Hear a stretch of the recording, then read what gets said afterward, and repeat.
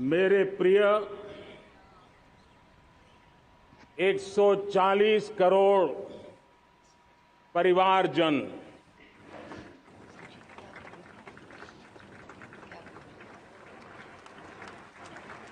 दुनिया का सबसे बड़ा लोकतंत्र और अब बहुत लोगों का अभिप्राय है कि जनसंख्या की दृष्टि से भी हम विश्व में नंबर 1 पर है। इतना बड़ा विशाल देश, 140 करोड़ देश कि मेरे भाई बहन, मेरे परिवारजन आज आजादी का पर्व मना रहे हैं। मैं देश के कोटि कोटि जनों को, देश और दुनिया में भारत को प्यार करने वाले, भारत का सम्मान करने वाले, भारत का गौरव करने वाले कोटि कोटि जनों को आजादी के इस महान पवित्र पर्व की अनेक अनेक शुभकामनाएं देता हूं। मेरे प्यारे परिवारजन, पूज्य बापू के नेतृत्व में असहयोग का आंदोलन, सत्याग्रह की मूवमेंट और भगत सिंह, सुखदेव, राजगुरु जैसे अनगिनत वीरों का बलिदान, उस पीढ़ी में शायद ही कोई व्यक्ति होगा जिसने देश की आजादी में अपना योगदान न दिया हो। मैं आज देश की आजादी के जंग में जिन जिन ने योगदान दिया है, बलिदान दिए हैं, त्याग किया है, तपस्या की है, उन सबको आदरपूर्वक नमन करता हूं, उनका अभिनंदन करता हूं। आज 15 अगस्त महान क्रांतिकारी और अध्यात्म जीवन के ऋषितुल्य प्रणेता श्री अरबिंदो की 150वीं जयंती पूर्ण हो रही है। ये वर्ष स्वामी दयानंद सरस्वती के 150वीं जयंती का वर्ष है। ये वर्ष रानी दुर्गावती के 500वीं जन्मशती का बहुत ही पवित्र अवसर है, जो पूरा देश बड़े धामधूम से मनाने वाला है। ये वर्ष मीराबाई, भक्ति योग की सिरमौर मीराबाई के 525 वर्ष का भी ये पावन पर्व है। ये बार जो 26 जनवरी हम मनाएंगे वो हमारे गणतंत्र दिवस की 75वीं वर्षगांठ होगी। अनेक प्रकार से अनेक अवसर, अनेक संभावनाएं राष्ट्र निर्माण में जुटे रहने के लिए पल पल नई प्रेरणा, पल पल नई चेतना, पल पल सपने, पल पल संकल्प, शायद इससे बड़ा कोई अवसर नहीं हो सकता। मेरे प्यारे परिवारजन, इस बार प्राकृतिक आपदा ने देश के अनेक हिस्सों में अकल्पनीय संकट पैदा किए। जिन परिवारों ने इस संकट में सहन किया है, मैं उन सभी परिवारजनों के प्रति अपनी संवेदना प्रकट करता हूं और राज्य और केंद्र सरकार मिलकर के उन सभी संकटों से जल्दी से मुक्त होकर के फिर तेज गति से आगे बढ़ेंगे, ये मैं विश्वास दिलाता हूं। मेरे प्यारे परिवारजनों, पिछले कुछ सप्ताह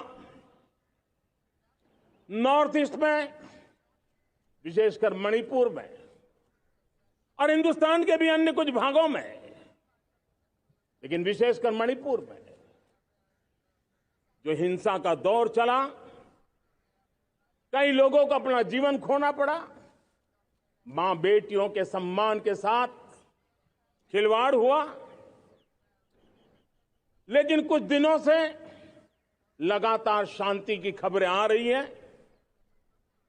देश मणिपुर के लोगों के साथ है।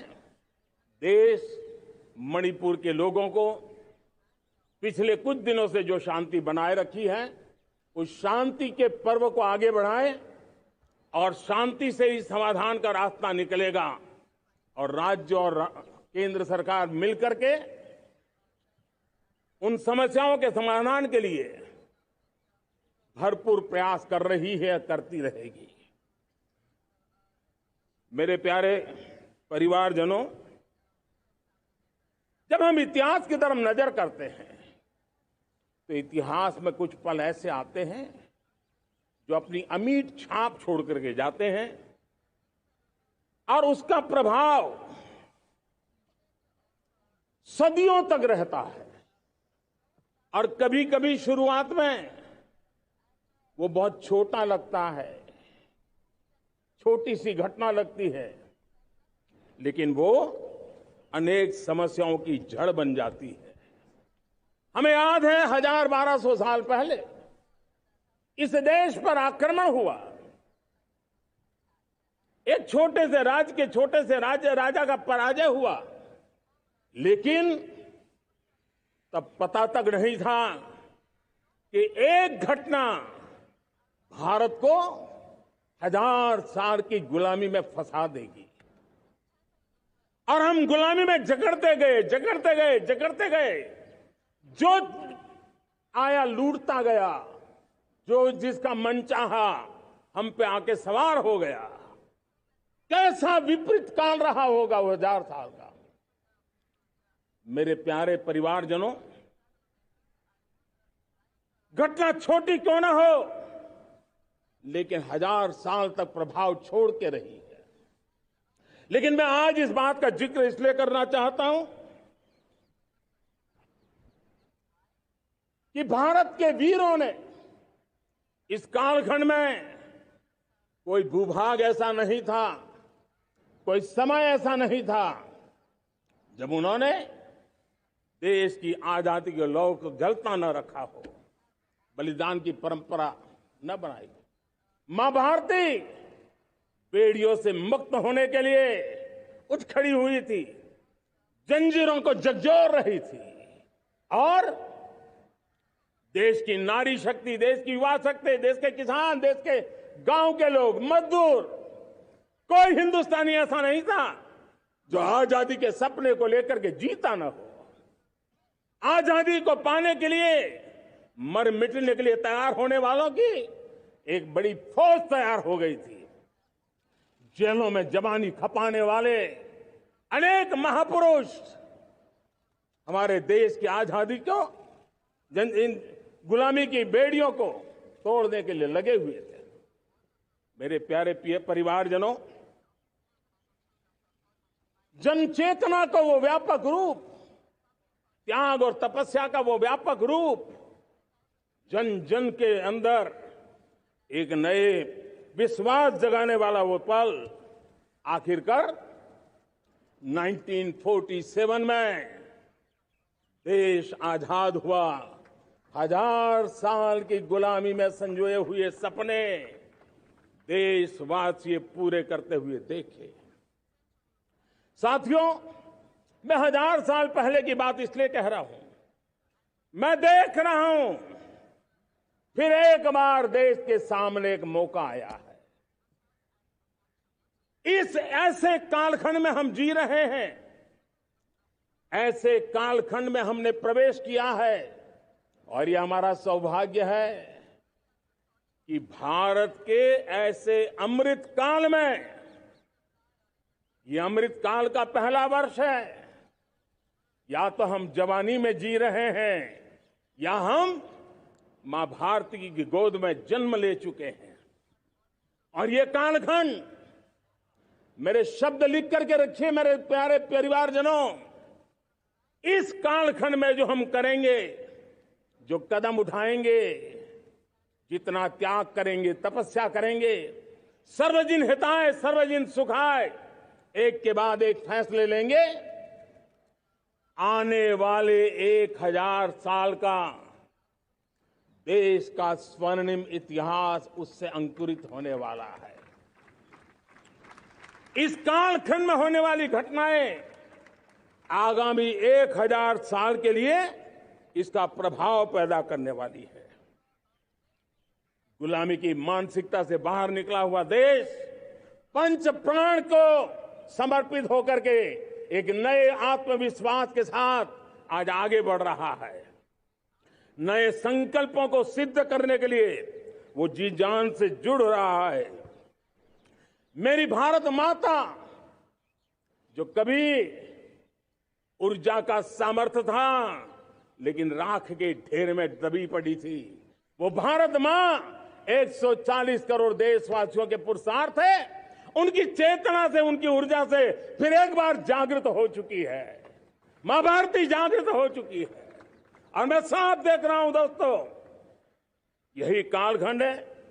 पिछले 9-10 साल हमने अनुभव किया है, विश्व भर में भारत की चेतना के प्रति, भारत के सामर्थ्य प्रति एक नया आकर्षण, नया विश्वास, नई आशा पैदा हुई है।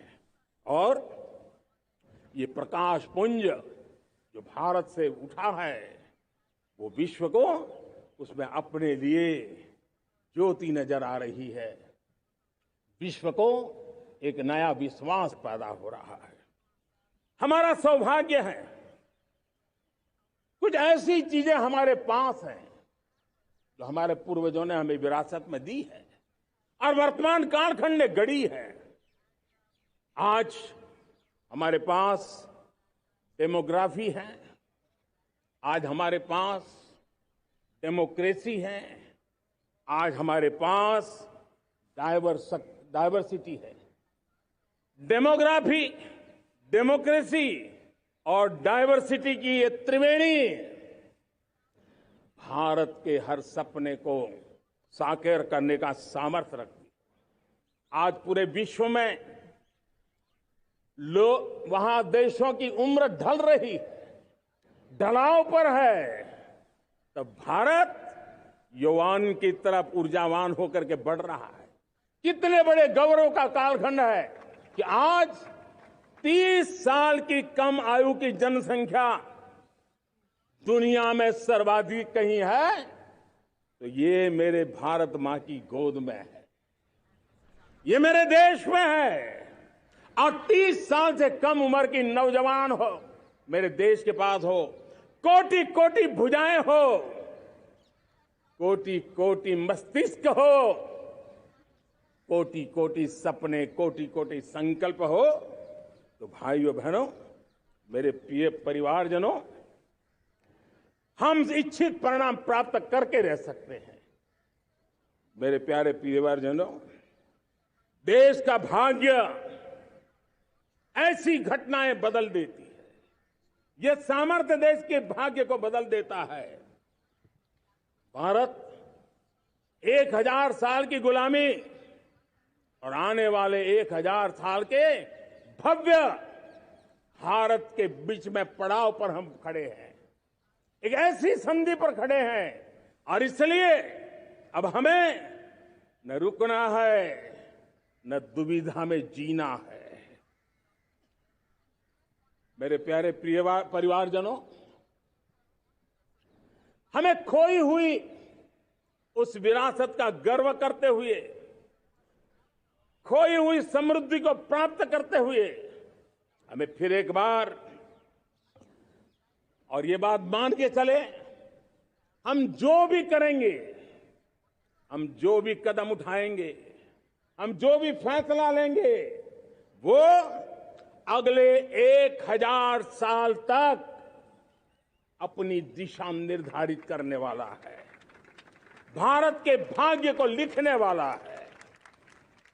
मैं आज मेरे देश के नौजवानों को, मेरे देश की बेटे बेटियों को ये जरूर कहना चाहूंगा, जो सौभाग्य आज मेरे युवाओं को मिला है, ऐसा सौभाग्य शायद ही किसी के नसीब होता है जो आपके नसीब हुआ है, और इसलिए हमें ये गंवाना नहीं है। युवा शक्ति पर मेरा भरोसा है, युवा शक्ति में सामर्थ्य है, और हमारी नीतियां, हमारी रीतियां भी उस युवा सामर्थ्य को और बल देने के लिए है।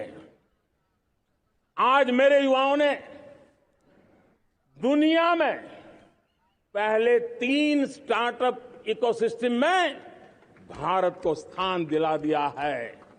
विश्व के युवाओं को अचंभा हो रहा है भारत के इस सामर्थ्य को लेकर के, भारत की इस ताकत को देख करके। आज दुनिया टेक्नोलॉजी ड्रिवन है और आने वाला युग टेक्नोलॉजी से प्रभावित रहने वाला है, और तब टेक्नोलॉजी में भारत की जो टैलेंट है उसकी एक नई भूमिका रहने वाली है।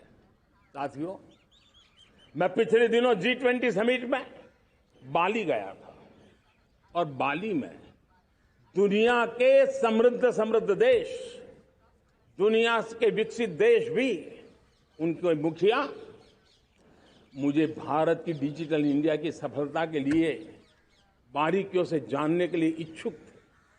हर कोई इसका सवाल पूछता था, और जब मैं उनको कहता था कि भारत ने जो कमाल किया है ना, वो दिल्ली, मुंबई, चेन्नई तक सीमित नहीं है। भारत ने जो कमाल कर रहा है, मेरे टियर 2, टियर 3 सिटी के युवा भी आज मेरे देश का भाग्य गढ़ रहे हैं, छोटे छोटे स्थान के मेरे नौजवान। और मैं आज बड़े विश्वास से कहता हूं, देश का ये जो सामर्थ्य नया नजर आ रहा है, और इसलिए मैं कहता हूं, हमारे छोटे शहर आकार और आबादी में छोटे हो सकते हैं। ये हमारे छोटे छोटे शहर, हमारे कस्बे आकार और आबादी में छोटे हो सकते हैं, लेकिन आशा और आकांक्षा, प्रयास और प्रभाव वो किसी से कम नहीं है। वो सामर्थ्य उनके अंदर है। नए ऐप्स, नए सॉल्यूशन, टेक्नोलॉजी डिवाइस। अब खेलों की दुनिया देखिए, कौन बच्चे हैं? झुग्गी झोंपड़ी से निकले हुए बच्चे आज खेलों की दुनिया में पराक्रम दिखा रहे हैं।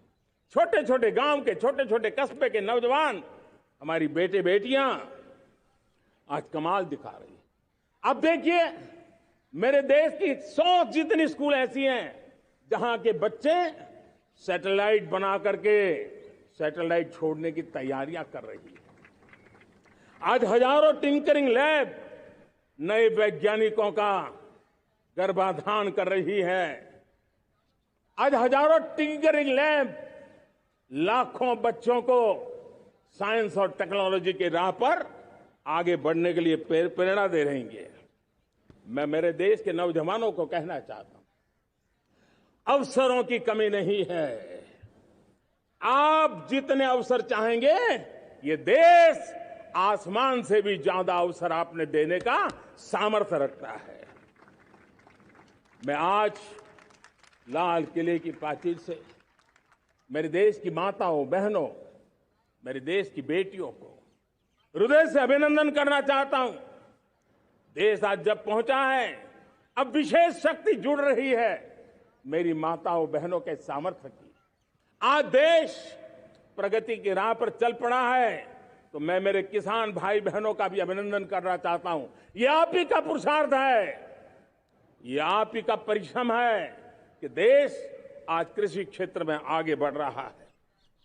मैं मेरे मजदूरों का, मेरे श्रमिकों का, मेरे प्रिय परिवारजन, ऐसे कोटि कोटि श्रमिकों को आज मैं नमन करता हूं, उनका अभिनंदन कर रहा हूं। देश आज जो आधुनिकता की ओर बढ़ रहा है, विश्व की तुलना करने वाले सामर्थ्य के साथ नजर आ रहा है, उसके पीछे मेरे देश के मजदूरों का, मेरे देश के श्रमिकों का बहुत बड़ा योगदान है। आज समय कहता है कि लाल किले की प्राचीर से मैं उनका अभिनंदन करूं, उनका अभिवादन करूं, और ये मेरे परिवारजन 140 करोड़ देशवासी, मेरे इन श्रमिकों का, रेहड़ी पटरी वालों का, फूल सब्जी बेचने वालों का हम सम्मान करते हैं। मेरे देश को आगे बढ़ाने में, मेरे देश को प्रगति की नई ऊंचाई पर ले जाने में प्रोफेशनल्स की बहुत बड़ी भूमिका है, बढ़ती रही है। चाहे साइंटिस्ट हो, चाहे इंजीनियर्स हो, डॉक्टर्स हो, नर्सेज हो, शिक्षक हो, आचार्य हो, यूनिवर्सिटीज हो, गुरुकुल हो, हर कोई मां भारती का भविष्य उज्जवल बनाने के लिए अपनी पूरी ताकत से लगा हुआ है। मेरे प्यारे परिवारजनों, राष्ट्रीय चेतना वो एक ऐसा शब्द है जो हमें चिंताओं से मुक्त कर रहा है, और आज वो राष्ट्रीय चेतना ये सिद्ध कर रही है कि भारत का सबसे बड़ा सामर्थ्य बना है भरोसा, भारत का सबसे बड़ा सामर्थ्य बना है विश्वास। जन जन में हमारा विश्वास, जन जन का सरकार पर विश्वास, जन जन का देश के उज्जवल भविष्य पर विश्वास, और विश्व का भी भारत के प्रति विश्वास। ये विश्वास हमारी नीतियों का है, हमारी रीति का है। भारत के उज्जवल भविष्य को जिस निर्धारित मजबूत कदमों से हम आगे बढ़ा रहे हैं, उसका है। भाइयों बहनों, मेरे प्यारे परिवारजनों, ये बात निश्चित है कि भारत का सामर्थ्य और भारत की संभावनाएं विश्वास की नई बुलंदियों को पार करने वाली है, और ये विश्वास की नई बुलंदियां नए सामर्थ्यों को लेकर के चलनी चाह रही है।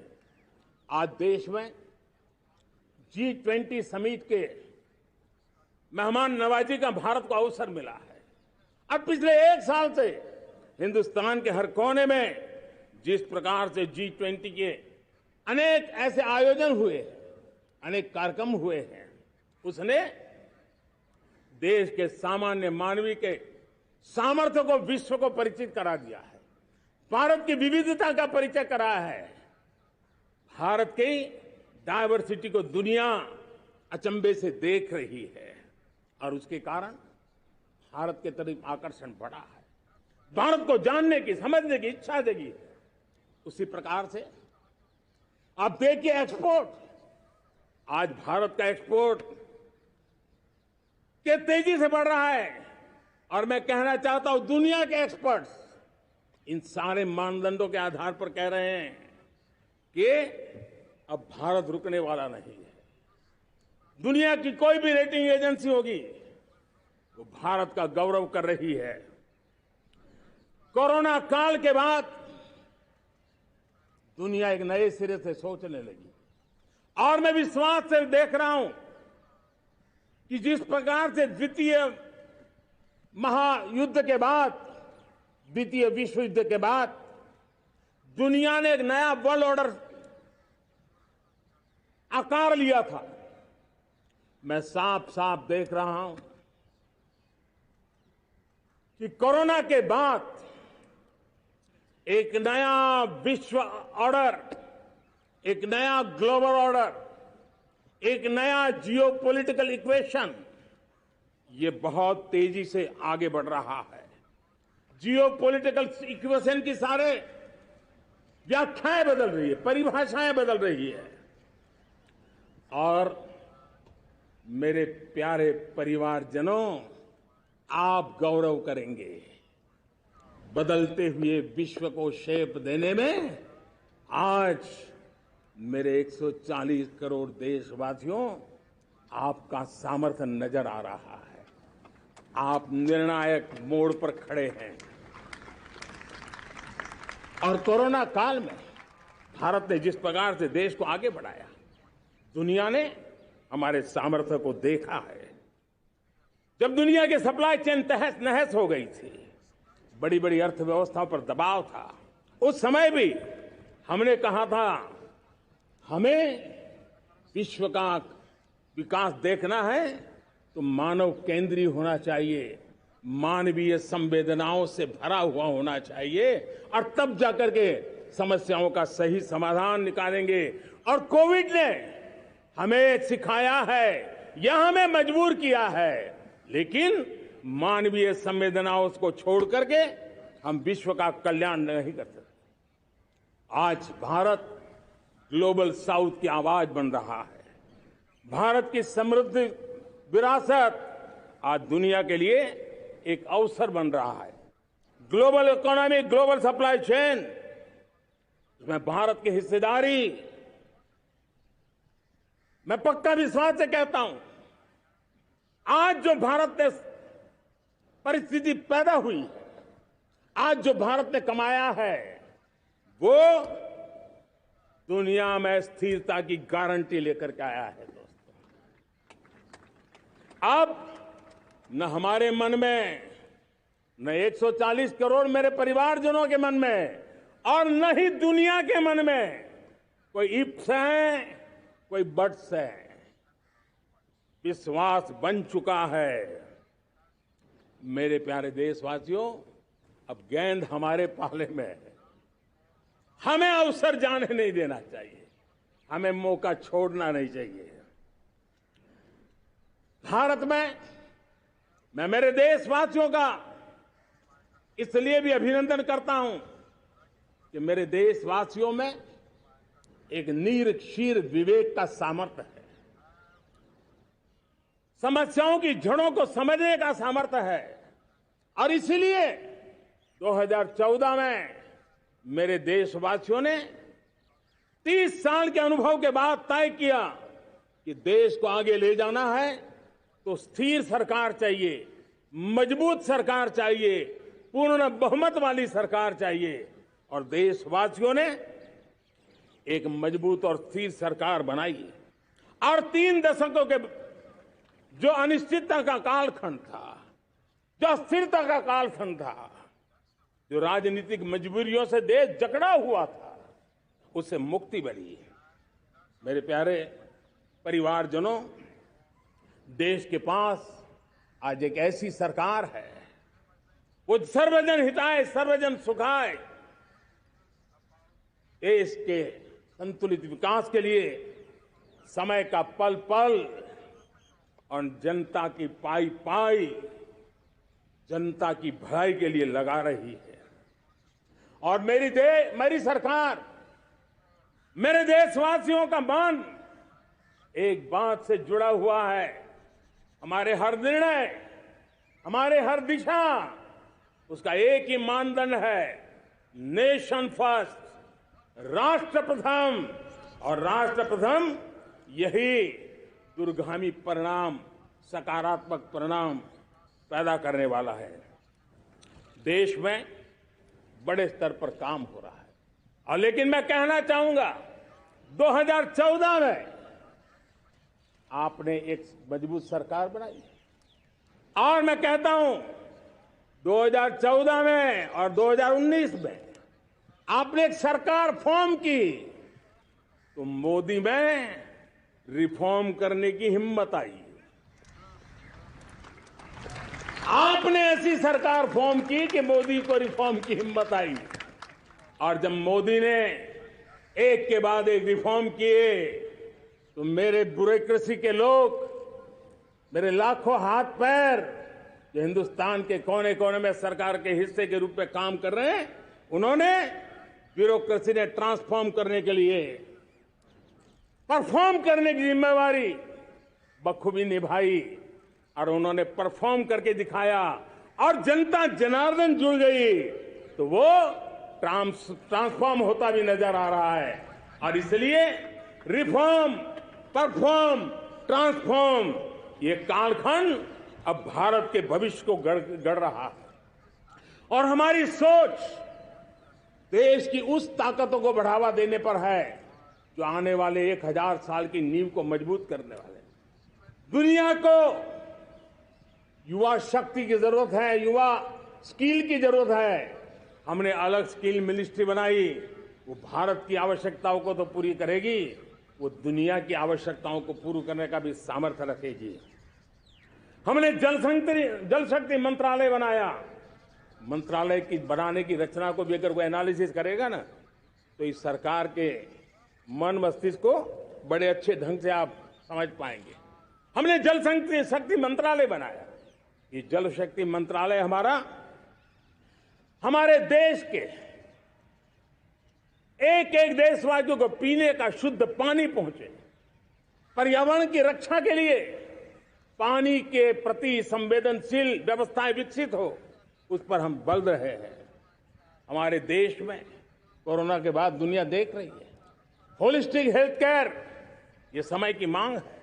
हमने अलग आयुष मंत्रालय बनाया और योग और आयुष आज दुनिया में अपना परचम लहरा रहे हैं।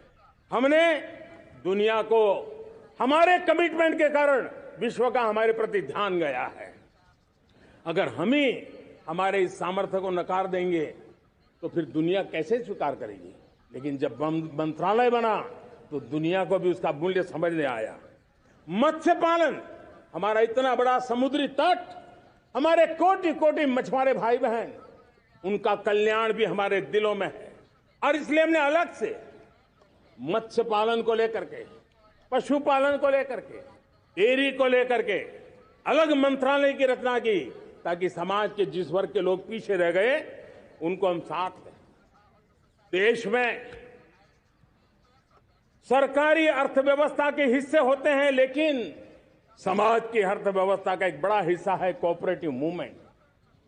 उसको बल देने के लिए, उसको आधुनिकता लाने के लिए और देश के कोने कोने में लोकतंत्र की एक सबसे बड़ी इकाई को मजबूत करने के लिए हमने अलग कोऑपरेटिव मंत्रालय बनाया।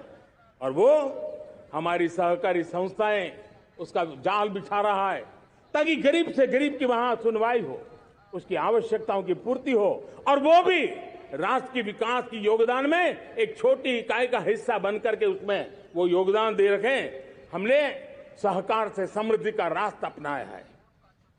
मेरे प्यारे परिवारजनों,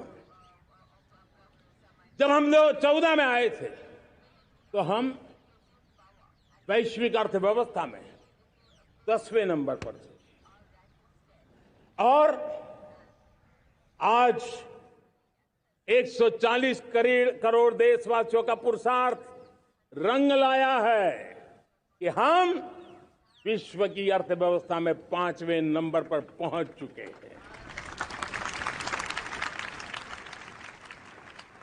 और ये ऐसे ही नहीं हुआ है।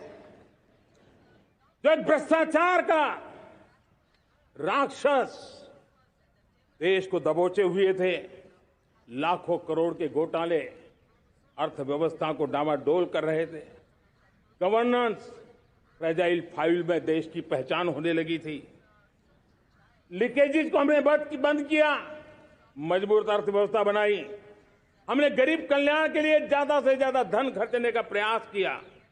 और आज मैं देशवासियों को बताना चाहता हूं कि जब देश आर्थिक रूप से समृद्ध होता है तो सिर्फ तिजोरी नहीं भरती है, देश का सामर्थ्य बढ़ता है, देशवासियों का सामर्थ्य बढ़ता है। और तिजोरी का पाई पाई अगर ईमानदारी से जनता जनार्दन के लिए खर्च करने का संकल्प लेने वाली सरकार हो तो परिणाम के साथ है।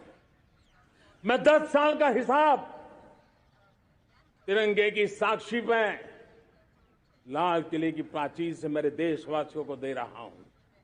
आंकड़े देख करके आपको लगेगा इतना बड़ा बदलाव, इतना बड़ा सामर्थ्य। 10 साल पहले राज्यों को 30 लाख करोड़ रुपए भारत सरकार की तरफ से जाते थे। पिछले 9 साल में यह आंकड़ा 100 लाख करोड़ पर पहुंचा है। पहले स्थानीय निकाय के विकास के लिए भारत सरकार के खजाने से 70,000 करोड़ रुपया जाता था, आज वो 3 लाख करोड़ से भी ज्यादा जा रहा है। पहले गरीबों के घर बनाने के लिए 90,000 करोड़ रुपया खर्च होता था, आज वो 4 गुना होकर के 4 लाख करोड़ से भी ज्यादा खर्च गरीबों के घर बनाने के लिए हो रहा है। पहले गरीबों को यूरिया सस्ता मिले, जो यूरिया की बैग दुनिया के कुछ बाजारों में 3,000 में बिकती है, वो यूरिया की बैग मेरे किसानों को 300 में मिले। और इसलिए देश की सरकार 10 लाख करोड़ रुपया मेरे किसानों की यूरिया में सब्सिडी दे रहा है। मुद्रा योजना 20 लाख करोड़ रुपए, उससे भी ज्यादा मेरे देश के नौजवानों को स्वरोजगार के लिए, अपने व्यवसाय के लिए, अपने कारोबार के लिए दिए हैं। 8 करोड़ लोगों ने नया कारोबार शुरू किया है, और 8 करोड़ लोगों ने कारोबार शुरू किया है ऐसा नहीं, हर कारोबारी ने एक या दो लोगों को रोजगार दिया है। 8 से 10 करोड़ नए लोगों को रोजगार देने का सामर्थ्य ये मुद्रा योजना से लाभ लेने वाले 8 करोड़ नागरिकों को रहा है। एमएसएमईज को करीब 3.5 लाख करोड़ रुपए की मदद से कोरोना के संकट में भी उनको डूबने नहीं दिया, मरने नहीं दिया, उनको एक ताकत दी है। 1 रैंक 1 पेंशन मेरे देश के सेना के जवानों का एक सम्मान का विषय था। 70,000 करोड़ रुपया भारत की तिजोरी से आज पहुंचा है, मेरे निवृत्त सेना के नायकों के जेब में, उनके परिवार में पहुंचा है। सभी कैटेगरी में, मैंने तो कुछ ही गिनाए, मैं ज्यादा समय लेना नहीं चाहता। हर कैटेगरी में पहले की तुलना में अनेक गुना धन देश के विकास के लिए, कोने कोने में रोजगार पैदा करने के लिए, पाई पाई का उपयोग भारत का भाग्य बदलने के लिए हो, और इसलिए हमने काम किया है। और मेरे प्यारे प्रियजनों, इतना ही नहीं, हमने इन सारे प्रयासों का परिणाम है कि आज 5 साल के मेरे कार्यकाल में, 5 साल के कार्यकाल में, 5 साल में 13.5 करोड़ मेरे गरीब भाई बहन गरीबी की जंजीरों को तोड़ करके न्यू मिडिल क्लास के रूप में बाहर आए हैं। जीवन का इससे बड़ा कोई संतोष नहीं होता। मेरे प्यारे प्रिय परिवारजनों, और जब 13.5 करोड़ लोग गरीबी की इस मुसीबतों से बाहर निकलते हैं, तो कैसी कैसी योजनाएं उनको मदद दी है। उनको आवास योजना का लाभ मिलना, पीएम स्वनिधि से 50,000 करोड़ रुपया रेहड़ी पटरी वालों तक पहुंचाया है। आने वाले दिनों में, आने वाली विश्वकर्मा जयंती पर एक कार्यक्रम हम लागू करेंगे। इस विश्वकर्मा जयंती पर हम करीब 13-15 हजार करोड़ रुपया से, जो परंपरागत कौशल्य से रहने वाले लोग, जो औजार से और अपने हाथ से काम करने वाला वर्ग है, ज्यादातर ओबीसी समुदाय से, हमारे सुथार हो, हमारे सोनार हो, हमारे राजमिस्त्री हो, हमारे कपड़े धोने वाले काम करने वाले लोग हो, हमारे बाल काटने वाले भाई बहन परिवार हो, ऐसे लोगों को एक नई ताकत देने के लिए हम आने वाले महीने में विश्वकर्मा जयंती पर विश्वकर्मा योजना लॉन्च करेंगे और करीब 13-15 हजार करोड़ से उसका प्रारंभ करेंगे। हमने पीएम किसान सम्मान निधि में 2.5 लाख करोड़ रुपया सीधा मेरे देश के किसानों के खाते में जमा किया है। हमने जल जीवन मिशन, हर घर में शुद्ध पानी पहुंचे, 2 लाख करोड़ रुपया खर्च किया है। हमने आयुष्मान भारत योजना, ताकि गरीब को बीमारी के कारण अस्पताल जाने से जो मुसीबत होती थी उसको मुक्ति दिलाना, उसको दवाई मिले, उसका उपचार हो, ऑपरेशन हो, अच्छे से अच्छी हॉस्पिटल में हो। आयुष्मान भारत योजना के तहत 70,000 करोड़ रुपए हमने लगाए हैं। पशुधन, देश ने कोरोना वैक्सीन की बात तो देश को याद है, 40,000 करोड़ रुपए लगाए, वो तो याद है। लेकिन आपको जानकर के खुशी होगी, हमने पशुधन को बचाने के लिए करीब करीब 15,000 करोड़ रुपया पशुधन के टीकाकरण के लिए लगाया है। मेरे प्यारे देशवासियों, मेरे प्यारे परिवारजनों, जन औषधि केंद्रों ने देश के सीनियर सिटीजन्स को, देश के मध्यम वर्गीय परिवार को एक नई ताकत दी है। जिस संयुक्त परिवार में अगर किसी को एक डायबिटीज जैसा हो जाए, 2-3 हजार रुपया दवाई का बिल स्वाभाविक हो जाता है। हमने जन औषधि केंद्र से जो दवाई बाजार में 100 रुपए में मिलती है, वो 10 रुपया, 15 रुपया, 20 रुपए में दी। और आज देश में 1,000 जन औषधि केंद्रों से मेरे इन बीमारी में जिनको दवाई की जरूरत थी, ऐसे लोगों के करीब 20,000 करोड़ रुपया उनके जेब में बचा है।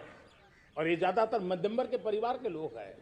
लेकिन आज उसकी सफलता को देखते हुए मैं देशवासियों को कहना चाहता हूं, जैसे हम एक विश्वकर्मा योजना लेकर के समाज के उस वर्ग को छूने वाले हैं, अब देश में 10,000 जन औषधि केंद्र से हम 25,000 जन औषधि केंद्र का लक्ष्य लेकर के आने वाले दिनों में काम करने वाले हैं।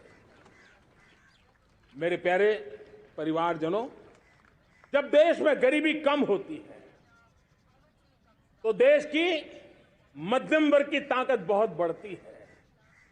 और अगर दुनिया में, और मैं आपको विश्वास दिलाता हूं, आने वाले 5 साल में मोदी का गारंटी है, देश पहले 3 वैश्विक इकोनॉमी में अपना जगह ले लेगा। ये पक्का जगह ले लेगा। आज जो 13.5 करोड़ गरीबी से बाहर आए हुए लोग हैं, वो एक प्रकार से मध्यम वर्ग की ताकत बन जाते हैं। जब गरीब की खरीद शक्ति बढ़ती है तो मध्यम वर्ग की व्यापार शक्ति बढ़ती है। जब गांव की खरीद शक्ति बढ़ती है तब कस्बे और शहर की आर्थिक व्यवस्था और तेज गति से दौड़ती है। और यही इंटरकनेक्टेड हमारा अर्थचक्र होता है। हम उसको बल लेकर के आगे चलना चाहते हैं। मेरे प्यारे परिवारजनों, शहर के अंदर जो कमजोर लोग रहते हैं, बिना घर को मुसीबत रहती है, मध्यम वर्ग के परिवार अपना खुद का घर का सपना देख रहे हैं, हम उसके लिए भी आने वाले कुछ सालों के लिए एक योजना लेकर के आ रहे हैं। और जिसमें ऐसे मेरे परिवारजन जो शहरों में अपना घर, शहरों में रहते हैं लेकिन किराए के मकान पे रहते हैं, झुग्गी झोपड़ी में रहते हैं, चाल में रहते हैं, अनऑथराइज कॉलोनीज में रहते हैं, ऐसे मेरे परिवारजन अगर अपना मकान बनाना चाहते हैं तो बैंक से जो लोन मिलेगा उसके ब्याज के अंदर राहत देकर के लाखों रुपयों की मदद करने का हमने निर्णय किया है। मेरे मध्यम वर्ग के परिवार को जब 2 लाख से 7 लाख इनकम टैक्स की सीमा बढ़ जाती है तो सबसे बड़ा लाभ सैलरी क्लास को होता है, मेरे मध्यम वर्ग को होता है। इंटरनेट का डेटा बहुत महंगा था 2014 के पहले, आज दुनिया का सबसे सस्ता इंटरनेट का डेटा का खर्चा हो रहा है। हर परिवार के पैसे बच रहे हैं। मेरे प्यारे परिवारजनों, विश्व कोरोना के बाद अभी तक उभर नहीं पाया है। युद्ध ने फिर एक नई मुसीबत पैदा की है। आज दुनिया महंगाई के संकट से जूझ रही है। पूरी दुनिया की अर्थव्यवस्था को महंगाई ने दबोच के रखा है। हम भी दुनिया से जिन सामान की जरूरत होती है लाते हैं, तो हमें सामान तो इंपोर्ट करते हैं। हमारा दुर्भाग्य है कि हमें महंगाई भी इंपोर्ट करनी पड़ती है, क्योंकि पूरी दुनिया को महंगाई ने जकड़ के रखा है। लेकिन मेरे प्यारे परिवारजनों, भारत ने महंगाई को नियंत्रित रखने के लिए भरसक प्रयास किए हैं। पिछले कालखंड की तुलना में हमें कुछ सफलता भी मिली है, लेकिन इतने से संतोष नहीं मान सकते। दुनिया से हमारी चीजें अच्छी है, इतने बात से हम सोच नहीं सकते। मुझे तो मेरे देशवासियों को महंगाई की बोझ कम से कम हो, इस दिशा में और भी कदम उठाने हैं और हम उस कदम को उठा के रहेंगे। मेरा प्रयास निरंतर जारी रहेगा। मेरे प्यारे परिवारजनों, आज देश अनेक क्षमताओं को लेकर के आगे बढ़ रहा है। देश आधुनिकता की तरफ आगे बढ़ने के लिए काम कर रहा है। आज देश रिन्यूएबल एनर्जी पे काम कर रहा है। आज देश ग्रीन हाइड्रोजन पे काम कर रहा है। देश की स्पेस पे क्षमता बढ़ रही है, तो देश की डीप सी मिशन में भी सफलता के साथ आगे चल रहा है। देश में रेल आधुनिक हो रही है, तो वंदे भारत बुलेट ट्रेन भी आज देश के अंदर काम कर रही है। गांव-गांव पक्की सड़कें बन रही है, तो इलेक्ट्रिक बसें, मेट्रो की रचना भी आज देश में हो रहे हैं। आज गांव-गांव तक इंटरनेट पहुंच रहा है, तो क्वांटम कंप्यूटर के लिए भी देश तय कर रहता है। नैनो यूरिया, नैनो डीएपी, उस पर काम हो रहा है, तो दूसरी तरफ जैविक खेती पर भी हम बल दे रहे हैं। आज किसान उत्पादक संघ एफपीओ का निर्माण हो रहा है, तो हम सेमीकंडक्टर का भी निर्माण करने के लिए चाह रहे हैं। हम दिव्यांगजनों के लिए एक सुगम भारत के निर्माण के लिए काम करते हैं, तो हम पैरालंपिक में भी हिंदुस्तान का तिरंगा झंडा गाड़ने के लिए मेरे दिव्यांगजनों को सामर्थ्यवान बना रहे हैं। हम खिलाड़ियों को स्पेशल ट्रेनिंग दे रहे हैं।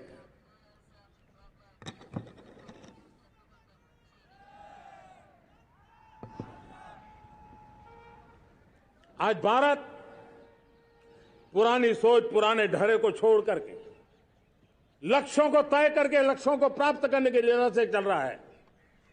और जब मैं कहता हूं ना कि जिसका शिलान्यास हमारी सरकार करती है, उसका उद्घाटन भी हमारे कालखंड में करते हैं। इन दिनों जो मैं शिलान्यास कर रहा हूं ना, आप लिख के रखिए, उसके उद्घाटन भी आप सबने मेरे नसीब में ही छोड़े हुए हैं। हमारी कार्य संस्कृति बड़ा सोचना, दूर का सोचना, सर्वजन हिताय सर्वजन सुखाय सोचना, यह हमारी कार्यशैली रही है। और सोच से भी ज्यादा, संकल्प से भी ज्यादा हासिल कैसे करना, इस ऊर्जा के साथ हम काम करते हैं। हमने आजादी के काल अमृत महोत्सव में 75,000 अमृत सरोवर बनाने का संकल्प किया था। उस समय हमने हर जिले में 75 अमृत सरोवर बनाने का संकल्प किया था।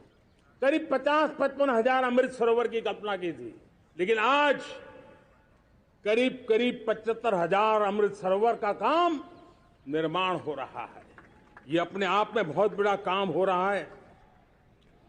जनशक्ति और जल शक्ति की ताकत भारत के पर्यावरण की रक्षा में भी काम आने वाली है। 18,000 गांवों तक बिजली पहुंचाना, जनधन बैंक खाते खोलना, बेटियों के लिए शौचालय बनाना, सारे टारगेट समय के पहले पूरी शक्ति से पूरे करेगा। और जब भारत ठान लेता है तो उसे पूरा करके रहता है। ये हमारा ट्रैक रिकॉर्ड कहता है। 200 करोड़ वैक्सीनेशन का काम, दुनिया हमें जब पूछती है 200 करोड़ सुनती है, उनकी आंखें फट जाती है। इतना बड़ा काम ये मेरे देश के आंगनवाड़ी वर्कर, हमारी आशा वर्कर, हमारी हेल्थ वर्कर, उन्होंने करके दिखाया। यह मेरे देश का सामर्थ्य है। 5G को रोल आउट किया, दुनिया में सबसे तेज गति से 5G रोल आउट करने वाला मेरा देश है। 700 से अधिक जिलों तक हम पहुंच चुके हैं और अब 6G की भी तैयारी कर रहे हैं। हमने टास्क फोर्स बना दिया है। रिन्यूएबल एनर्जी, हम टारगेट से पहले चले हैं। हमने रिन्यूएबल एनर्जी 2030 का जो टारगेट तय किया था, 21-22 में इसको पूरा कर दिया। हमने इथेनॉल में 20% ब्लेंडिंग की बात कही थी, वो भी हमने समय से 5 साल पहले पूरा कर दिया। हमने $500 बिलियन के एक्सपोर्ट की बात की थी, वो भी समय के पहले $500 बिलियन से ज्यादा कर दिया। हमने तय किया, जो हमारे देश में 25 साल से चर्चा हो रही थी कि देश में नई संसद बने, पार्लियामेंट का कोई सत्र ऐसा नहीं था नई संसद के। ये मोदी है, समय के पहले नई संसद बना करके रख दिया। मेरे प्यारे भाई बहनों, ये काम करने वाली सरकार है, निर्धारित लक्ष्यों को पार करने वाली सरकार है। ये नया भारत है, ये आत्मविश्वास से भरा हुआ भारत है। ये संकल्पों को चरितार्थ करने के लिए जी जान से जुटा हुआ भारत है। और इसलिए ये भारत न रुकता है, ये भारत न थकता है, ये भारत न हाँफता है और न ही ये भारत हारता है। और इसलिए मेरे प्यारे परिवारजनों, आर्थिक शक्ति बढ़ी है तो हमारी सामरिक शक्ति को भी एक नई ताकत मिली है। हमारी सीमाएं पहले से अधिक सुरक्षित हुई है और मेरे सीमा पर बैठे हुए मेरे जवान जो देश की सीमाओं की रक्षा कर रहे हैं और मेरे देश की आंतरिक सुरक्षा के संभालने वाले यूनिफॉर्म फोर्सेज, मैं आजादी के इस पावन पर्व पर उनको भी अनेक अनेक बधाई देते हुए मेरी बात को आगे बढ़ाता हूं। सेना का अधिकरण हो, हमारी सेना युवा बने, हमारी सेना बैटल के लिए रेडी, युद्ध योग्य बने, इसलिए निरंतर रिफॉर्म का काम आज हमारी सेना में हो रहा है। मेरे प्यारे परिवारजनों, आए दिन हम लोग सुना करते थे, यहां बम धमाका हुआ, वहां बम धमाका हुआ, हर जगह पे लिखा हुआ रहता था कि इस बैग को मत छूना, अनाउंसमेंट होते रहते थे। आज देश सुरक्षा की अनुभूति कर रहा है और जब सुरक्षा होती है, शांति होती है, तो प्रगति के नए अरमान हम पूरे कर सकते हैं। उसको लिए सीरियल बम धमाके का जमाना बीती हुई बात हो गई है। निर्दोषों की जो मौत होते थे वो बीते हुए कल की बात हो गई है। आज देश में आतंकी हमलों में भारी कमी आई है। नक्सल प्रभावित क्षेत्रों में भी बहुत बड़ा बदलाव आया है, बहुत बड़ा परिवर्तन का एक वातावरण बना है।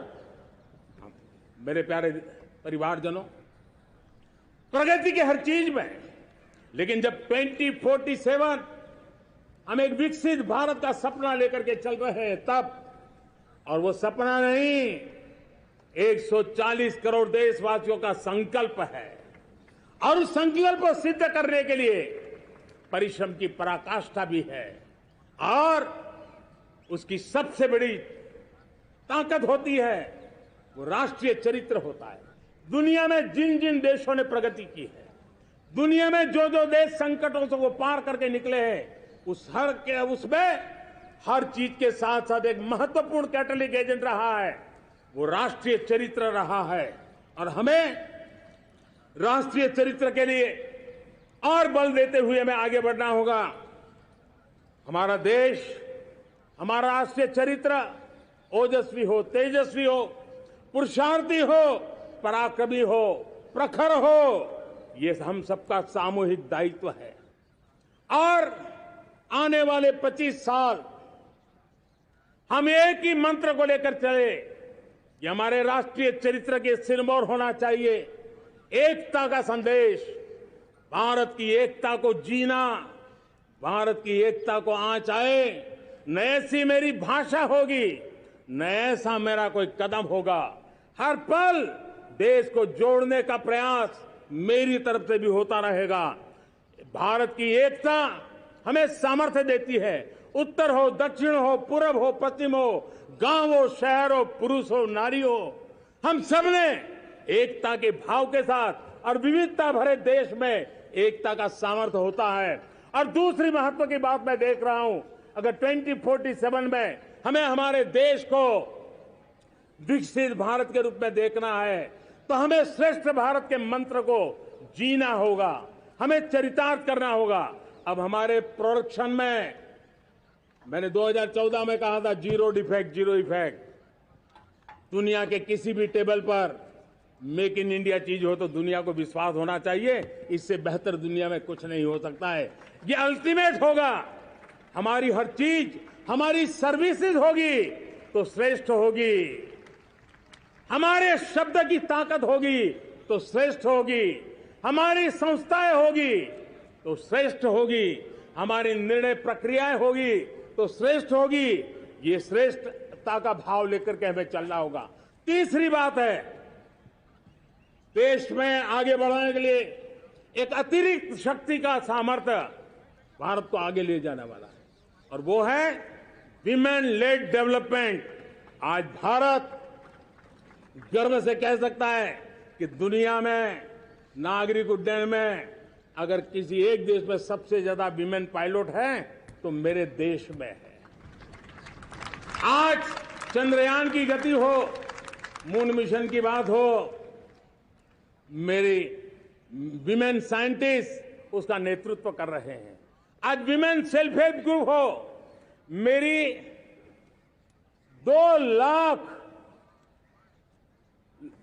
2 करोड़ लखपति दीदी का लक्ष्य लेकर के आज विमेन सेल्फ हेल्प ग्रुप पे हम काम कर रहे हैं। हम हमारी नारी शक्ति के सामर्थ्य को बढ़ावा देते हुए विमेन लेड डेवलपमेंट के, और जब G20 में मैंने विमेन लेड डेवलपमेंट के विषय को आगे बढ़ाया है तो पूरा G20 समूह इसके महत्व को स्वीकार कर रहा है, और उसके महत्व को स्वीकार कर करके वो उसको बहुत बल दे रहे हैं। उसी प्रकार से भारत विविधताओं से भरा देश है। असंतुलित विकास के हम शिकार रहे हैं। मेरा पराया का के कारण हमारे देश के कुछ हिस्से उसके शिकार रहे हैं। अब हमें रीजनल एस्पिरेशंस को, संतुलित विकास को बल देना है, और रीजनल एस्पिरेशंस को लेकर के उस भावना को हमें सम्मान देते हुए, जैसे हमारी भारत मां का कोई, हमारा शरीर का कोई अंग अगर अविकसित रहे तो हमारा शरीर विकसित नहीं माना जाएगा। हमारा शरीर का कोई अंग दुर्बल रहे तो हमारा शरीर स्वस्थ नहीं माना जाएगा। वैसे ही मेरी भारत माता, उसका कोई एक भूभाग भी, समाज का कोई तबका भी अगर दुर्बल रहे तो मेरी भारत माता समर्थ है, स्वस्थ है, ऐसा बैठ करके हम नहीं बैठ सकते। और इसलिए रीजनल एस्पिरेशंस को हमने एड्रेस करने की आवश्यकता है, और इसलिए हम समाज का सर्वांगीण विकास हो, सर्वस्पर्शी विकास हो, भूभाग के हर क्षेत्र को उसकी अपनी ताकत को खिलने का अवसर मिले, उस दिशा में आगे बढ़ना चाहते हैं। मेरे प्यारे परिवारजनों, भारत एक मदर ऑफ डेमोक्रेसी है। भारत मॉडल ऑफ डायवर्सिटी भी है। भाषाएं अनेक हैं, बोलियां अनेक हैं, परिधान अनेक हैं, विविधताएं बहुत है। हमने उन सारे को आधार पर आगे बढ़ना है। मेरे प्यारे परिवारजनों, देश के जब मैं एकता की बात करता हूं, तब अगर घटना मणिपुर में होती है तो पीड़ा महाराष्ट्र में होती है। अगर बाढ़ आसाम में आती है तो बेचैन केरला हो जाता है। हिंदुस्तान के किसी भी हिस्से में कुछ भी हो, हम एक अंगांगी भाव की अनुभूति करते हैं। मेरे देश की बेटियों पर जुल्म न हो, यह हमारा सामाजिक भी दायित्व है, यह हमारा पारिवारिक दायित्व भी है, और ये देश के नाते हम सबका दायित्व है।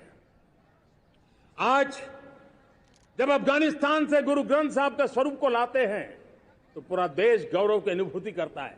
जब आज दुनिया के किसी देश में कोविड के काल में मेरा कोई सिख भाई लंगर लगाता है, भूखों को खिलाता है, और दुनिया में वाहवाही होती है, तो हिंदुस्तान का सीना चौड़ा हो जाता है।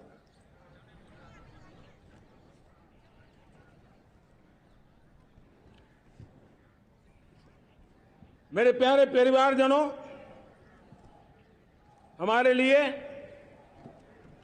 जब नारी सम्मान की बात करते हैं, मुझे अभी एक देश में दौरा कर रहा था, तो वहां एक बहुत ही सीनियर मिनिस्टर, उसने मुझे एक सवाल पूछा। उसने कहा, आपके यहां बेटियां साइंस और इंजीनियरिंग के विषयों की पढ़ाई करती हैं क्या?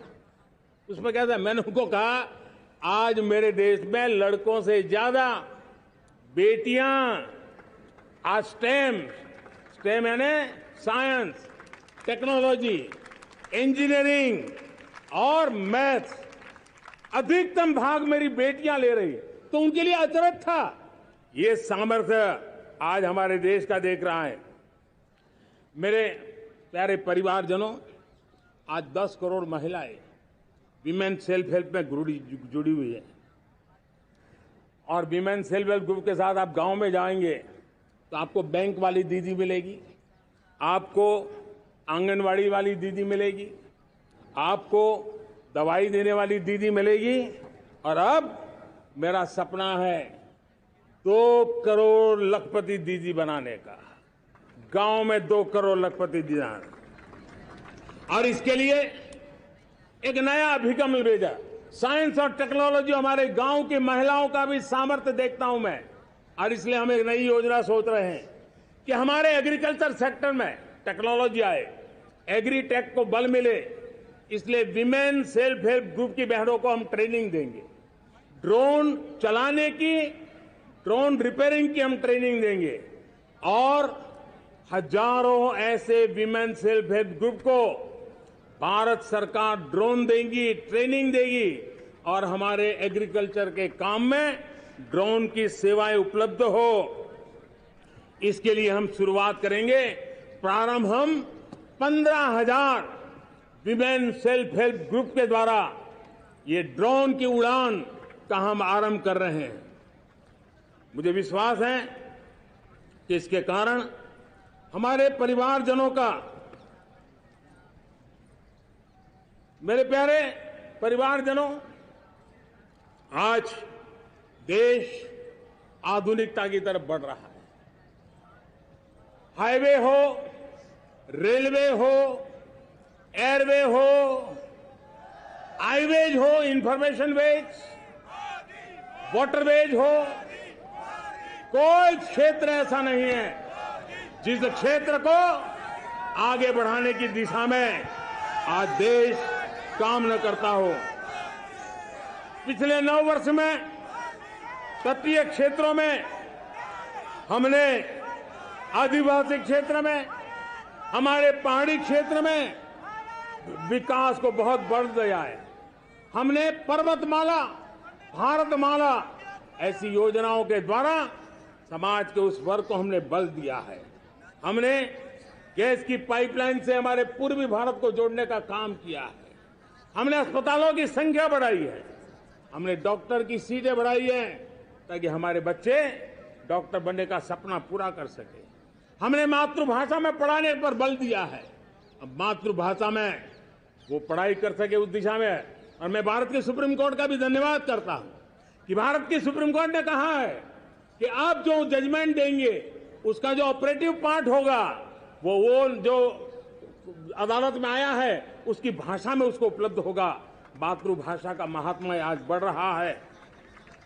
मेरे प्यारे भाई परिवारजनों, आज तक हमारे देश के जो बॉर्डर विलेज हैं, हमने वाइब्रेंट बॉर्डर विलेज का एक कार्यक्रम शुरू किया है। और वाइब्रेंट बॉर्डर विलेज, अब तक इसके लिए कहा जाता था देश के आखिरी गांव। हमने उस पूरी सोच को बदला है, वो देश का आखिरी गांव नहीं है। सीमा पर जो नजर आ रहा है वो मेरे देश का पहला गांव है। अगर सूरज उगता है पूरब में तो उस तरफ के गांव में पहली सूरज की किरण आती है। अगर सूरज ढलता है तो इस तरफ के गांव में आखिरी किरण उसका लाभ मिलता है। ये मेरे पहले गांव है और मुझे खुशी है कि आज मेरे इस कार्यक्रम के विशेष मेहमान, ये जो पहले गांव है, सीमावर्ती गांव है, उसके 600 प्रधान आज इस लाल किले की प्राचीर के इस महत्वपूर्ण कार्यक्रम का हिस्सा बनने के लिए आए।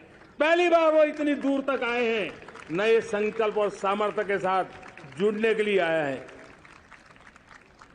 मेरे प्यारे परिवारजनों, हमने संतुलित विकास के लिए एस्पिरेशनल डिस्ट्रिक्ट, एस्पिरेशनल ब्लॉक की कल्पना की और आज उसके सुखद परिणाम मिल रहे हैं। आज राज्य के जो नॉर्मल पैरामीटर्स हैं, जो एस्पिरेशनल डिस्ट्रिक्ट कभी बहुत पीछे थे, वो आज राज्य में भी अच्छा करने लग गए हैं। और मुझे विश्वास है कि आने वाले दिनों में ये हमारे आकांक्षी जिले, हमारे आकांक्षी बॉल अवश्य आगे बढ़ेंगे। जैसे मैंने कहा था, भारत का चरित्र की चर्चा कर रहा था, तो मैंने पहला कहा था भारत की एकता, दूसरा कहा था भारत श्रेष्ठता की तरफ बल दें, तीसरा कहा था विमेन लेड डेवलपमेंट की मैंने बात कही थी, और मैं आज एक बात और कहना चाहता हूं कि हम जैसे रीजनल एस्पिरेशन, मैंने चौथी बात कही थी, पांचवी महत्व की बात, और भारत ने उस दिशा में जाओ, और वो है हमारा राष्ट्रीय चरित्र विश्व मंगल के लिए सोचने वाला होना चाहिए। हमें देश को इतना मजबूत बनाना है जो विश्व मंगल के लिए भी अपनी भूमिका अदा करे। और आज कोरोना के बाद मैं देख रहा हूं जिस प्रकार से संकट की घड़ी में देश ने दुनिया की मदद की, उसका परिणाम है कि आज दुनिया में हमारा देश एक विश्व मित्र के रूप में, विश्व का अटूट साथी के रूप में आज मेरे देश की पहचान बनी है। हमें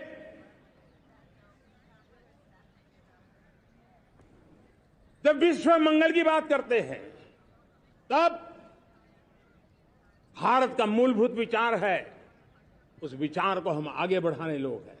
और मुझे खुशी है कि आज अमेरिकी संसद के भी कई चुने हुए गणमान्य प्रतिनिधि भी आज हमारे 15 अगस्त के इस अवसर में हमारे बीच में मौजूद है। भारत की सोच कैसी है, हम विश्व मंगल की बात को कैसे आगे बढ़ाते हैं।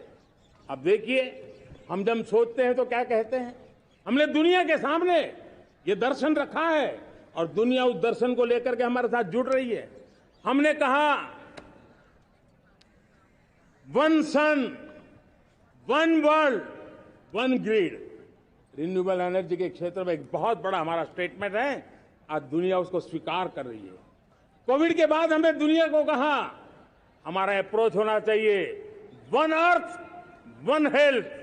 समस्याओं का समाधान तभी होगा जब मानव को, पशु को, पौधे को बीमारी के संबंध में समान रूप से एड्रेस किया जाएगा, तब जाकर के हम करेंगे। हमने G20 समिट के लिए दुनिया के सामने कहा है one world, one family, one future. इस सोच को लेकर के चल रहे हैं। हमने क्लाइमेट को लेकर के दुनिया जो संकट से जूझ रही है, हमने रास्ता दिखाया है, लाइफ मिशन लॉन्च किया है, लाइफस्टाइल फॉर एनवायरमेंट। हमने दुनिया के सामने इंटरनेशनल सोलर अलायंस बनाया और आज दुनिया के कई देश इंटरनेशनल सोलर अलायंस का हिस्सा बन रहे हैं। हमने बायोडायवर्सिटी का महत्व देखते हुए बिग कैट अलायंस की व्यवस्था को हमने आगे बढ़ाया है। हमने प्राकृतिक आपदा के कारण, ग्लोबल वार्मिंग के कारण इंफ्रास्ट्रक्चर का जो नुकसान होता है, उसके लिए दूरगामी व्यवस्थाओं की जरूरत है और इसलिए coalition for disaster resilient infrastructure CDRI एक समाधान के रूप में दुनिया को दिया है। विश्व आज समुद्रों को संघर्ष का केंद्र बना रहा है, तब हमने दुनिया को सागर का प्लेटफॉर्म दिया है जो वैश्विक समुद्री शांति की गारंटी बन सकता है। हमने पारंपरिक चिकित्सा पद्धतियों को बल देते हुए WHO का एक ग्लोबल लेवल का सेंटर हिंदुस्तान में बनाने की दिशा में काम किया है।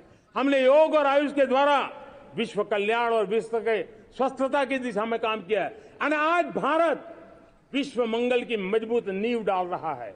इस मजबूत नींव को आगे बढ़ाना हम सबका काम है, हम सबकी जिम्मेवारी है। मेरे प्यारे परिवारजनों, सपने अनेक है, संकल्प साफ है, नीतियां स्पष्ट है, नियत के सामने कोई सवाल या निशान नहीं है, लेकिन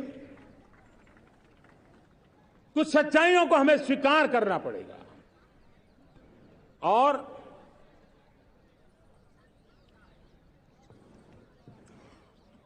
उसके समाधान के लिए मेरे प्रिय परिवारजनों, मैं आज लाल किले से आपकी मदद मांगने आया हूं। मैं लाल किले से आपके आशीर्वाद मांगने आया हूं, क्योंकि पिछले सालों मैंने देश को जो समझा है, देश की आवश्यकताओं को जो मैंने परखा है और अनुभव के आधार पर मैं कह रहा हूं कि आज गंभीरतापूर्वक उन चीजों को हमें लेना होगा। आजादी के अमृतकाल में 2047 में जब देश आजादी के 100 साल मनाएगा, उस समय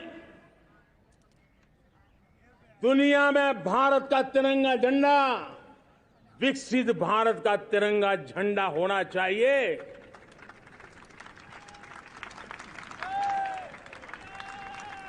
रत्ती भर भी हमें रुकना नहीं है, पीछे नहीं हटना है।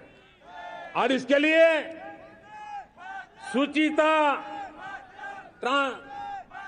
पारदर्शिता और निष्पक्षता, ये पहली मजबूती की जरूरत है।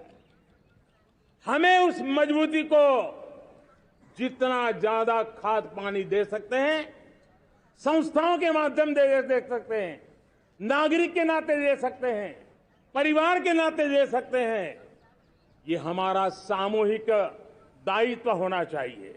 और इसलिए पिछले 75 साल का इतिहास देखिए, भारत के सामर्थ्य में कोई कमी नहीं थी। अरे जो देश कभी सोना की चिड़िया कहा जाता था, वो देश क्यों न फिर से उस सामर्थ्य को लेकर के खड़ा हो सकता है। मेरा अटूट विश्वास है साथियों, मेरे प्रिय परिवारजनों, मेरा अखंड अटूट एक निष्ठ विश्वास है कि 2047 में जब देश आजादी के 100 साल मनाएगा, मेरा देश विकसित भारत बन के रहेगा। और ये मैं मेरे देश के सामर्थ्य के आधार पर कह रहा हूं, मेरे उपलब्ध संसाधनों के आधार पर कह रहा हूं, और सबसे ज्यादा 30 से कम आयु वाली मेरी युवा शक्ति के भरोसे कह रहा हूं, मेरी माताओं बहनों के सामर्थ्य के भरोसे कह रहा हूं। लेकिन उसके सामने अगर कोई रुकावट है, कुछ विकृतियां पिछले 75 साल में ऐसे घर कर गई है, हमारी समाज व्यवस्था का ऐसा हिस्सा बन गई है कि कभी कभी तो हम आंख भी बंद कर देते हैं। अब आंख बंद करने का समय नहीं है। अगर सपनों को सिद्ध करना है, संकल्प को पार करना है, तो हमें ये आंख मिचौली बंद करके, आंख में आंख मिला करके 3 बुराइयों से लड़ना बहुत समय की मांग है। हमारे देश की सारी समस्याओं की जड़ में भ्रष्टाचार ने दिमक की तरह देश की सारी व्यवस्थाओं को, देश के सामर्थ्य को पूरी तरह नोच लिया है। भ्रष्टाचार से मुक्ति, भ्रष्टाचार के खिलाफ जंग हर इकाई में, हर क्षेत्र में।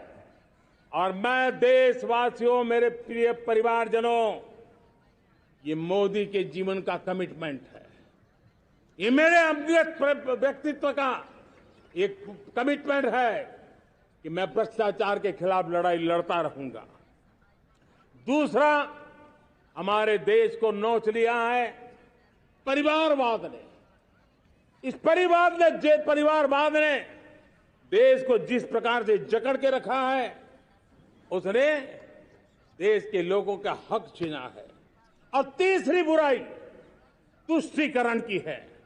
ये तुष्टीकरण में भी देश के मूलभूत चिंतन को, देश के सर्व समावेशक हमारे राष्ट्रीय चरित्र को दाग लगा दिए हैं, तहस नहस कर दिया है इन लोगों ने।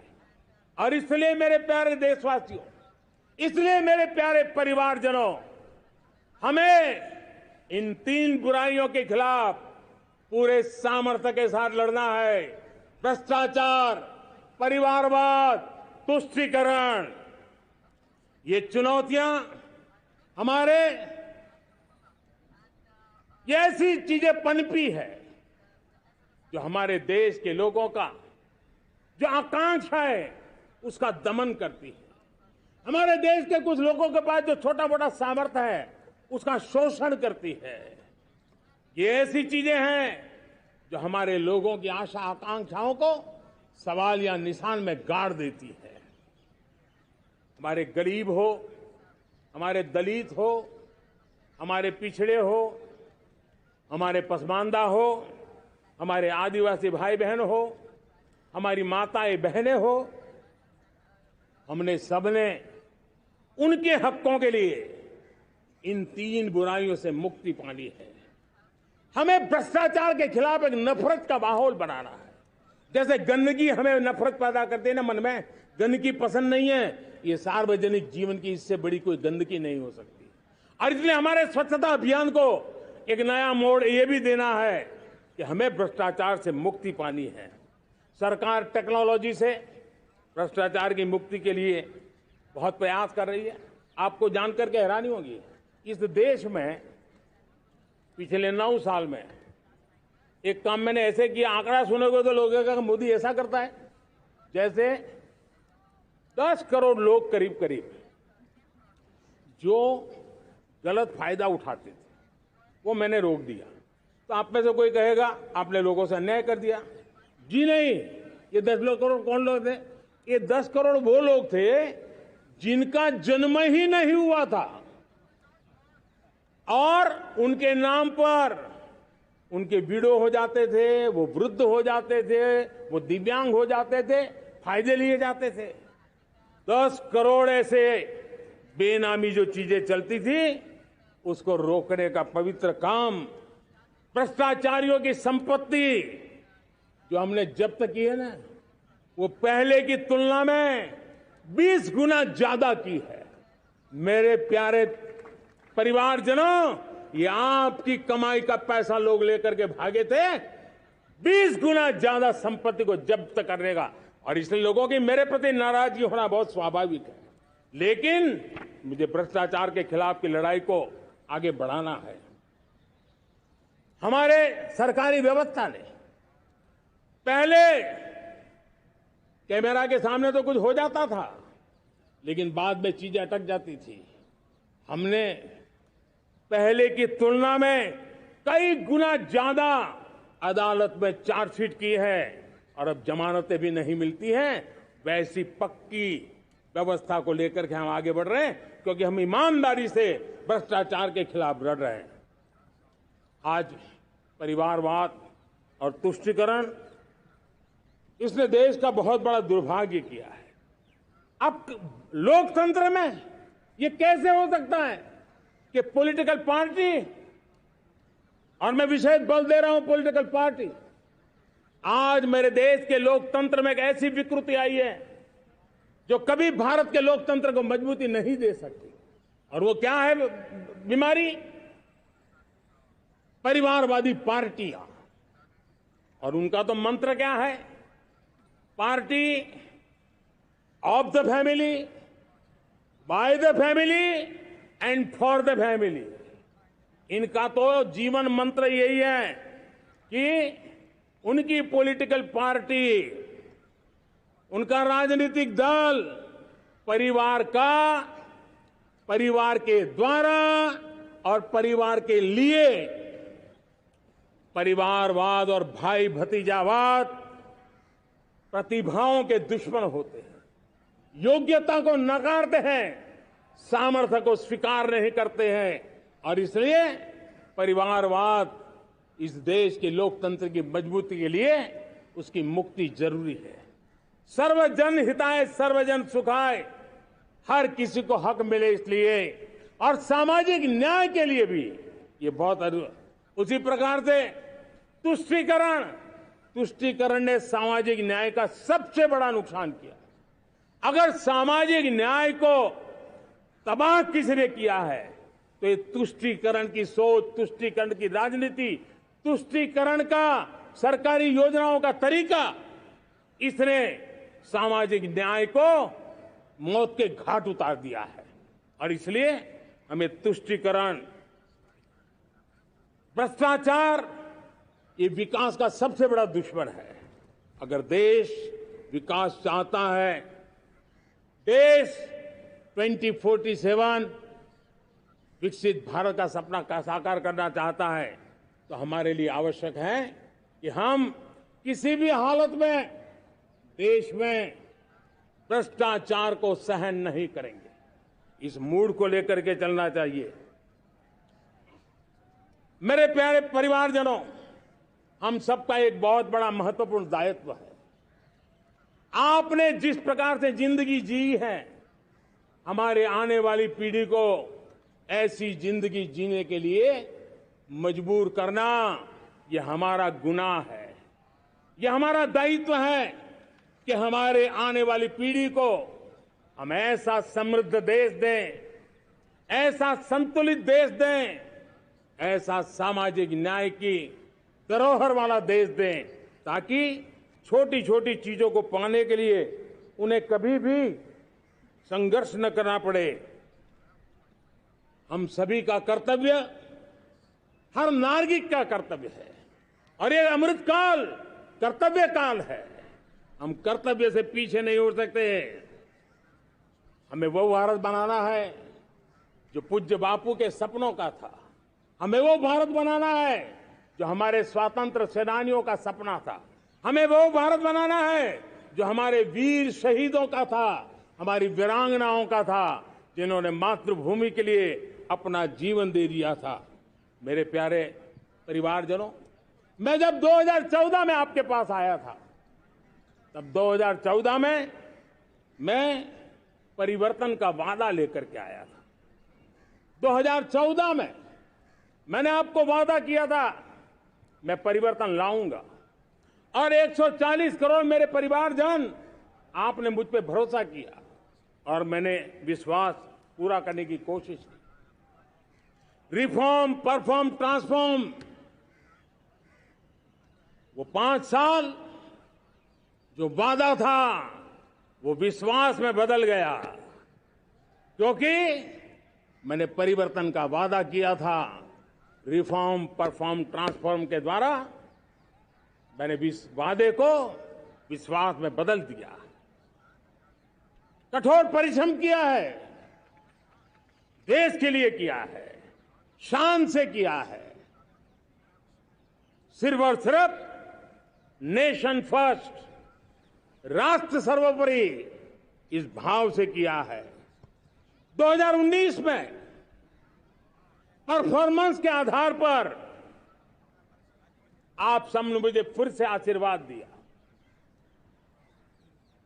परिवर्तन का वादा मुझे यहां ले आया, परफॉर्मेंस मुझे दोबारा ले आया, और आने वाले 5 साल अभूतपूर्व विकास के हैं। 2047 के सपने को साकार करने का सबसे बड़ा स्वर्णिम पल आने वाले 5 साल है। और अगली बार 15 अगस्त को इसी लाल किले से मैं आपको देश की उपलब्धियां, आपके सामर्थ्य, आपके संकल्प, उसमें हुई प्रगति, उसकी जो सफलता है, उसके गौरवगान, उससे भी अधिक आत्मविश्वास के सामने, आपके सामने मैं प्रस्तुत करूंगा। मेरे प्यारे